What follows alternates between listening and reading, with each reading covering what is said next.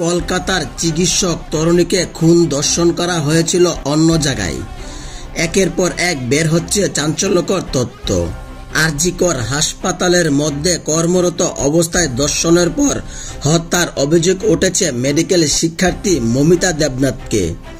কিন্তু আদৌ কি তাকে সেখানে হত্যা করা হয়েছে নাকি অন্য কোথাও হত্যা করার ঘটনাস্থলে নিয়ে আসা হয়েছিল, এবার তা নিয়ে সন্দেহ প্রকাশ করলেন ছাত্রীর বাবা শেখর রঞ্জন দেবনাথ। শনিবার সাংবাদিকদের প্রশ্নের জবাবে তিনি বলেন, আমার মনে হচ্ছে ওখানে যে খুন করা হয়েছিল তা নিয়েও সন্দেহ রয়েছেন। তাহলে কি অন্য ঘরে খুন হয়েছে? হতে পারে, হয়তো তথ্য প্রমাণ লোপাটের জন্যই এটি করে থাকতে পারে। এই ঘটনার পেছনে পুরো কর্তৃপক্ষ জড়িত বলে অভিযোগ করেছেন ভুক্তভোগীর বাবা। কর্তৃপক্ষের গাফিলতিতে না থাকলে এমন নিঃসঙ্গ ঘটনা ঘটত না বলে বিশ্বাস তার। তবে ইন্টার্নদের মধ্যে কয়েকজনের বিরুদ্ধে সন্দেহ প্রকাশ করে তাদের একটি নামের তালিকা সিবিআইয়ের হাতে তুলে দেওয়া হয়েছে বলে একটি মহল থেকে সেই প্রচার করা হচ্ছিল। সেটি অস্বীকার করেছেন শেখর রঞ্জন দেবনাথ। গোটা ঘটনার পেছনে একটি বড় চক্র কাজ করেছে বলে অভিযোগ করেছেন তিনি। তবে সেই বড় চক্রটি কি তা জানতে পারেনি কেউ। হাসপাতালের কি অবৈধ কাজকর্ম হতো? শেখর রঞ্জনের উত্তর, নিশ্চয়ই হতো।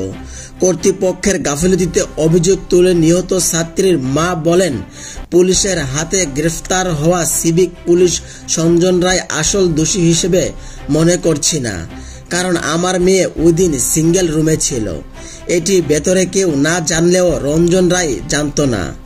মায়ের স্পষ্ট বক্তব্য, আমার মেয়ের মরদেহ দেখে কখনোই মনে হয়নি কোনো একা ব্যক্তির পক্ষে এই কাজ করা সম্ভব। এমনকি ফরেনসিক বিশেষজ্ঞ কর্মকর্তারাও তাদের বাড়িতে এসে একাধিক ব্যক্তির জড়িত থাকার কথা বলেছেন। সিবিআই তদন্ত নিয়ে তিনি বলেন, পুলিশ তদন্ত নিয়ে কিছু গাফিলতি আমার লক্ষ্য করেছি, সেই জন্য সিবিআই তদন্তের আবেদন জানিয়েছিলাম।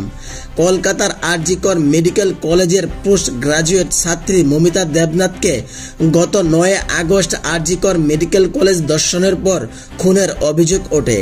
এই নিয়ে সরগরম রাজ্য রাজনীতি। কলকাতার পুলিশের স্পেশাল ইনভেস্টিগেশন টিম এই খুনের ঘটনার সঙ্গে যুক্ত থাকার অভিযোগে সঞ্জন রায় নামে এক সিভিক ভলান্টিয়ারকে গ্রেফতার করেছেন। তবে পুলিশের তদন্তের উপর ভরসা করতে না পেরে গত 13 আগস্ট কলকাতা হাইকোর্টের প্রধান বিচারপতি টি.এস. এজলাসের মামলা করে নিহত ছাত্রী পরিবার। সেই মামলায় কলকাতা হাইকোর্ট পশ্চিমবঙ্গ সরকারের দেওয়া কেস ডায়েরি দেখার পর সিবিআই তদন্তের নির্দেশ দেন।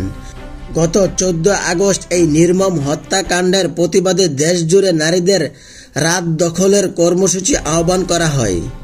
পাশাপাশি এই নির্মম হত্যার প্রতিবাদে পশ্চিমবঙ্গের সব সরকারি বেসরকারি হাসপাতালের কর্মবিরতি পালন করেন চিকিৎসকরা।